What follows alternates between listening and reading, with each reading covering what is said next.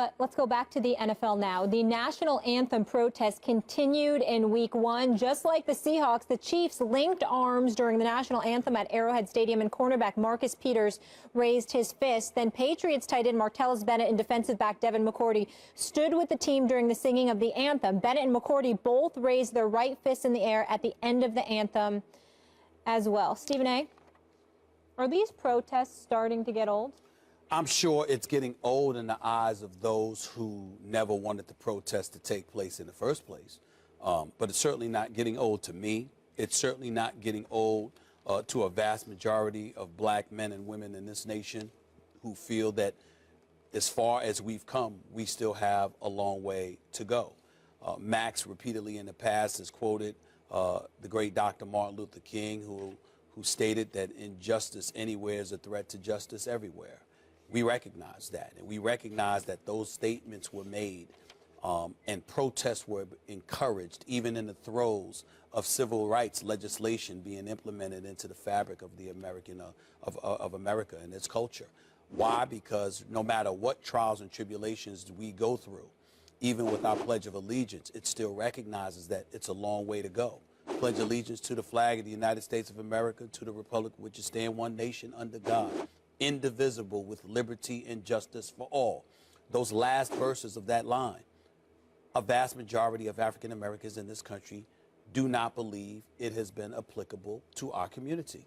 And so when you look at a Colin Kaepernick and he makes such a statement, and you see a Brandon Marshall making the statement that he made playing for the Denver Broncos, yet a product he was endorsing, the company basically severed their ties with him. It shows how we have a long way to go. Here we are in the United States of America, and First Amendment of our Constitution talks about freedom of speech, okay? And so this guy doesn't disrupt the game, doesn't harm anybody, doesn't get in the way of anything. He simply took a knee to bring attention to what Colin Kaepernick had brought attention to, talking about the plight of African Americans in our communities as it pertains to the actions of some police officers. Not police brutality where we want to taint the entire institution of law enforcement officials, but just to bring attention to the fact that there are a few of them who have gone rogue. It has happened for decades. It happened in Cincinnati years ago. It happened in Detroit years ago. It's happened in New Orleans. It's happened other places. And, you know, and now more attention is being brought to it again. Because this man, Brandon Marshall, decides to join in concert with Colin Kaepernick to take a stand in an effort to bring attention to the plight of African Americans, you as an endorsement company are going to sever ties with them. As far as I'm concerned, that reeks of hypocrisy. It is as un-American as it gets, and it's something that needs to be recognized here. In the end, Max, what it comes down to is that, again, raising your hand like Martellus Bennett was doing and others, getting on a knee. You are not disrespecting your military. I certainly appreciated your position Friday, Max, when you alluded to how on 9/11 there's a heightened level of sensitivity that we should all have. I totally agree with you that. Totally agree with you. But in the end, at the same time, if you're not talking about that, if you're talking about what our country is supposed to stand for, but attacking its hypocrisy due to its inconsistency, and all you've done is take a knee or raise a hand in the air or a fist per se, and that is enough for Brandon Marshall to lose his endorsement deal, I think it speaks to how far we have to go and how far we have yet to go because of actions on the part of others who have dissenting opinions about something like that. It's really unfortunate, it's sad, but it is what it is. But I think that the people, to answer the question directly, the people who were against it, certainly they're getting tired of it. But a plethora of African Americans and minorities in our nation, they're not tired of it at all. Their mentality is, we're just getting started. That was beautifully said. And let me say the NFL, who I have targeted as being hypocritical in the past on a variety of issues, including this one in the sense that those in the NFL who object to it, the NFL paid patriotism. John McCain, not exactly a bleeding heart lefty, right? John McCain with the report, talking about how the NFL, discussing how the NFL was taking money from the military to stage these kind of patriotic, and then the NFL was shamed into giving the money back and not doing it anymore. So I've taken plenty of shots at the NFL along those lines. I need to say the NFL has handled this properly. They have a rule that it's encouraged to stand up, it's not compulsory. They have gone by that, even though this is spreading and it's becoming more of an issue. And the other way, where people are like, well, this doesn't make sense. Odell Beckham and Victor Cruz and Williamson, the Titans linebacker, and McAfee, the Colts punter, they wanted to wear on 9/11 cleats that were not regulation because they were American flag cleats. That's an ultimate show of patriotism. And the league said, sorry, but that's not uniform, and you're going to have to be fined for that. And as people of conscience, they said, all right, that's okay. We're going to do it anyway. And if this really is handled properly, that fine money will go to some kind of a patriotic cause. If everyone's so pro-military, obviously we're pro-men and women in uniform, then fine, give the money there. But my point is that the NFL is here being consistent. They're saying, here's the brand, here are our rules. We're not going to bend them or break them.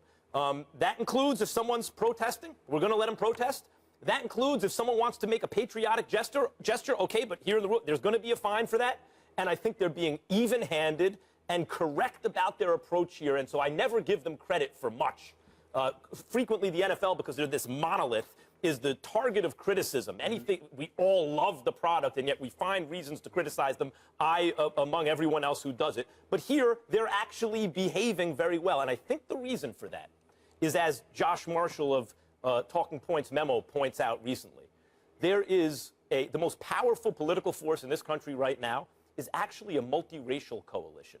You talk about people of color being, being discriminated against and obviously systematically oppressed throughout the history of this country. And is that the driving force here? Absolutely. But there is actually a multiracial coalition in this country now bringing about political and social change.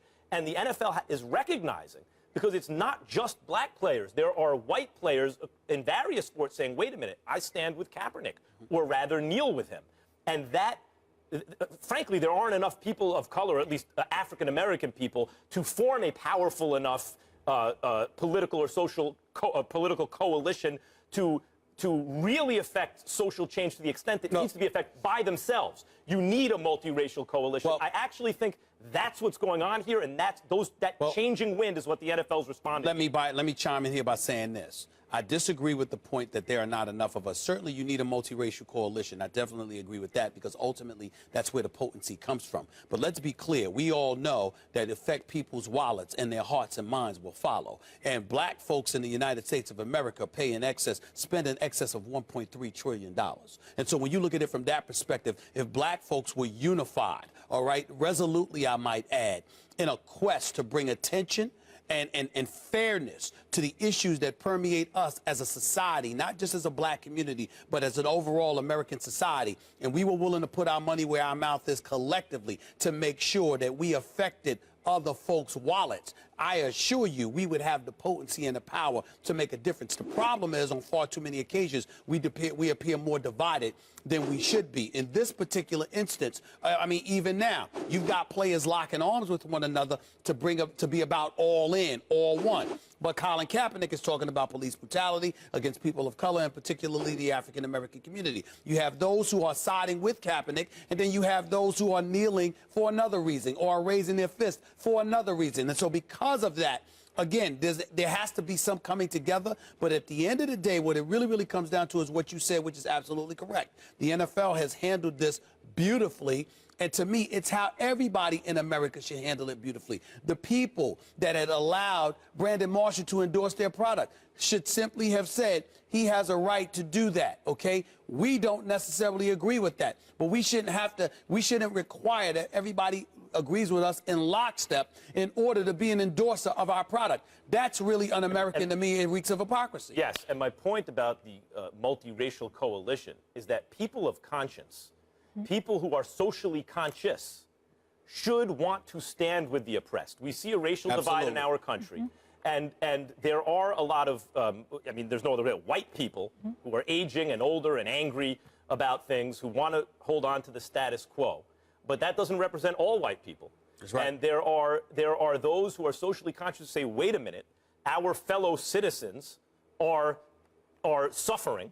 There's been a history of oppression in this country, and we stand with them because they are America. So if they're suffering, we need to stand there too, because that means America is suffering. And that climate is what the NFL, I believe, is responding to. I don't know that the NFL responds this way 30 years ago, when that climate did not exist to this extent. Well, Max is absolutely right. And at the end of the day, it comes down to what I've said repeatedly.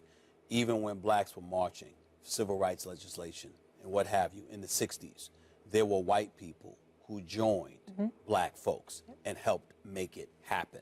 That ultimately is ideal. But before white folks were willing to jump in and help, there was a coalition of African Americans who came together and marched in lockstep with one another to get things done. Even with Dr. Martin Luther King Jr. and Malcolm X, not necessarily having the same approach to addressing particular issues, their goals were clearly the same. I want to add one more thing, and I know it's a separate issue. You guys are both from New York. Yesterday was September 11th, 15 years ago, since that tragedy terrorized our nation. Our heart goes out to all the victims, the loved ones, their families, the first responders. They're the real heroes, and we will never forget. Thank you. Carr looks left, throws, caught. Seth Roberts diving for the end zone. Touchdown! Raiders! They knew that if and when they scored, they were going for two. Carr out of the shotgun. Goes a lob for Michael Crabtree. Caught it! He caught it! He caught it! The Raiders have the lead! 35-34! I let them know early in that drive. I said, when we go score here, we're going to go for two, and we're going to win it right here. What's it all about? Just win, baby. That's what it's about. Just win, baby, and they did just that. The Raiders bet on themselves in the Superdome with a gutsy call, and it paid off. Stephen A. Smith, how are you feeling about Oakland now? We shall see. Everybody's getting excited about the silver and black. I'm excited about their colors. I'm excited about their mystique.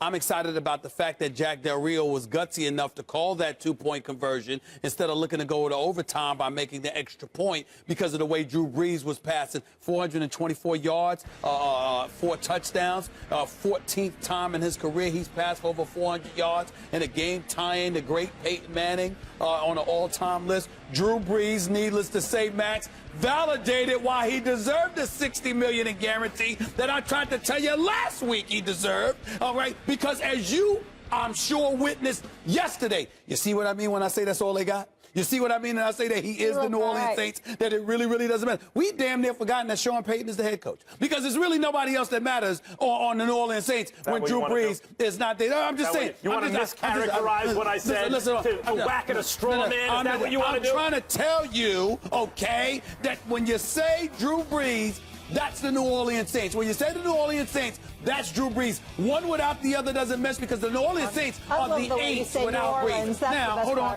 because let me just get to my bigger point about the Raiders. The Raiders got Carr, who's a damn good quarterback. Amari Cooper is a stud. What did he have yesterday? I think he has 137 yards, 6 receptions. The brother was on another level. This kid, Richard, 75-yard touchdown run open the game. I mean, it's very, very impressive.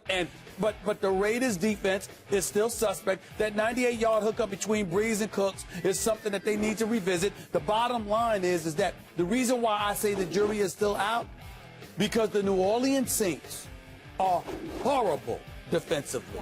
They're just horrible. And because your defense is horrible, because they are an abomination, because they repeatedly showcase how depressing they look for fans out there watching, hoping for a defense, it is hard for me to get caught up on what I saw from the Raiders offensively. That's my issue. Look, so we shall see. Look, first of all, with Drew Brees, then I'm going to get to my real point. Just to answer this outrageous, outlandish attack. Whatever. I know he is the man now. I'm not arguing that. I'm arguing length of deal. And in fact, I said the Saints got it right. 2 years, because he'll be 38 this year, or at the end of this, during the playoffs this year, which I don't think they'll be a part of. He'll be 40 by the time the deal is, the guaranteed money's over. And no quarterback ever has been elite past about 40 and a half. No one's been elite at 41. So they were smart to give him the contract they did. Now, as Wally Shawn said in The Princess Bride, There are Princess Yes, Bride. that's right. That's right. That's what you quote on That's first. right. The princess. That's right. First it was Shakespeare. Now it's the Princess Well, I'm Bride. paraphrasing. Okay. Classic blunders. Awesome. Never get involved in a land war in Asia, but also, never not take Drew Brees in daily fantasy if he's playing at home. I made a classic blunder yesterday and I paid for it. If Drew Brees is playing at home, take him because daily fantasy, he's going to kill it for you. Now, I want to get to my real point here. I'm glad. Del Rio. This is why Raiders fans should be happy. Jack Del Rio made the wrong call and it came out right yesterday. That's the wrong call. I know you're on the road. I know Brees is throwing it and everything. But the fact is, they score the extra. They go for 2. They convert. And then because of a celebration, it's a ridiculous rule, but okay, they give up 15 yards. And that very well would have been in fact, it would have been the difference in the game, put him in field goal range to actually make the field goal, had it not been for Janikowski's leg. I mean, that guy, talk about a different level.